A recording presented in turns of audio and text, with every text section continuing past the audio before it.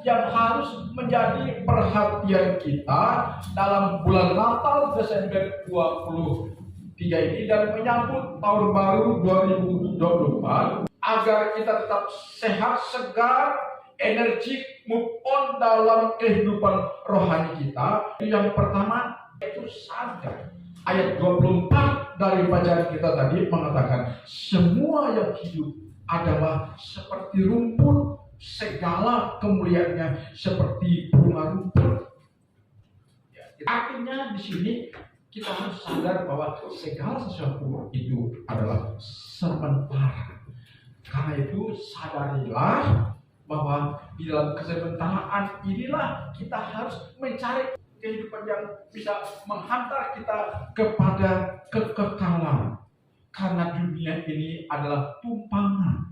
Makanya dunia ini dikatakan sebagai tempat tinggal, tumpangan sementara, fana, tidak kekal. Nah, ini yang harus kita sadari, saudara. Tanpa kita menyadari ini, maka kita akan cenderung mengabaikan hidup kerohanian kita. Karena dengan kita mengabaikan hidup kerohanian kita, dengan kita mengabaikan hidup keimanan kita, dengan kita mengabaikan hidup kekristenan kita, berarti kita sedang menyepelekan, mengabaikan masa depan kita yang ada di kekekalan sana. Kami mengingatkan kepada kita semua yang hadir hari ini untuk menyadari bahwa kehidupan kita di dunia ini juga adalah sementara. Ingat, kita adalah makhluk kekal yang nantinya kita akan memberikan pertanggungan jawab tentang hidup kesementaraan kita di dunia ini. Di kekekalan sanalah sebenarnya kita akan menghadapi kehidupan yang ideal, yang sesungguhnya. Tapi kehidupan yang ideal dan yang sesungguhnya jika kita hidup terus ada dalam kebersamaan dengan Yesus Kristus yang hari ini kita rayakan kelahirannya. Tanpa kita memiliki koneksitas, hubungan yang spesial dengan Tuhan, itu bisa menggagalkan rancangan Allah di keabadian. Karena Yesus berkata, di mana aku berada, di situ kamu berada. Dia tidak menghendaki kita putus hubungan dengan Tuhan. Dia merindukan kita selalu ada bersama dengan Allah. Pencipta kita tidak menghendaki kita ini ditimpa luka akibat daripada dosa dan kesalahan kita.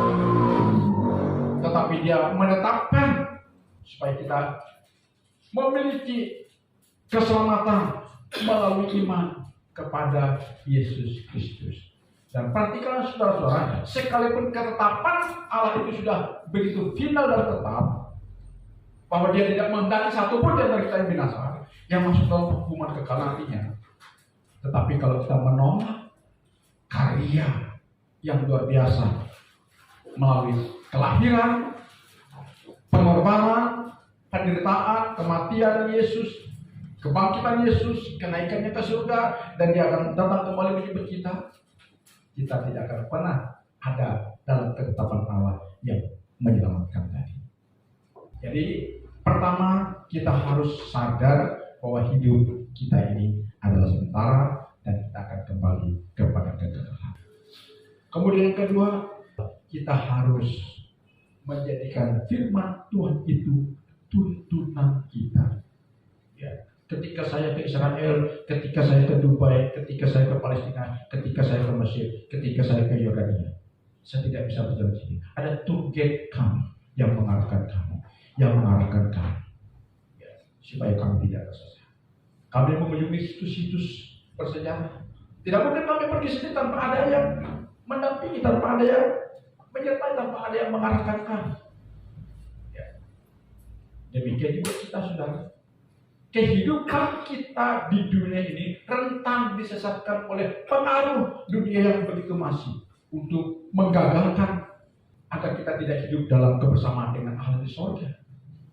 Ya. Daud mengatakan, firman-Mu adalah pelita bagi kakiku dan terang bagi jalan. Bahkan Daud berkata, kalau bukan karena firman Tuhan itu menjadi kegemaranku, sudah binasa aku dalam pengaruh dunia ini.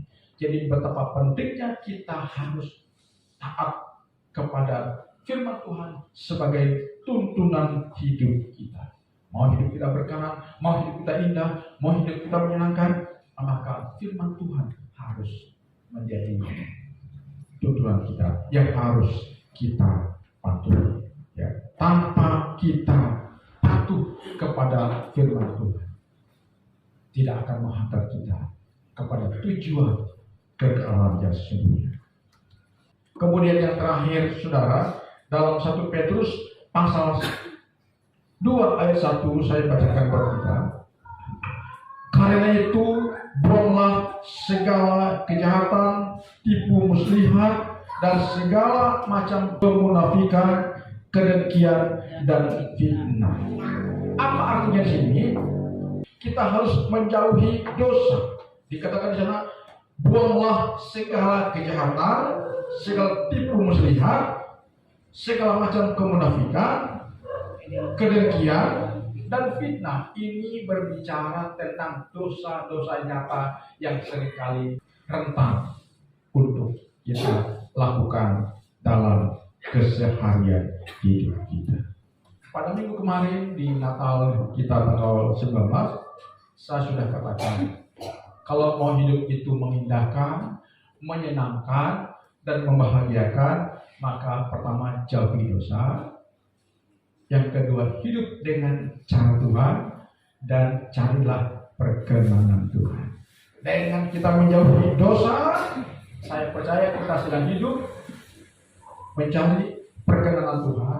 Dan jika perkenanan Tuhan itu melekat pada diri kita, maka sudah barang tentu hidup itu pasti mengindahkan dan menyenangkan.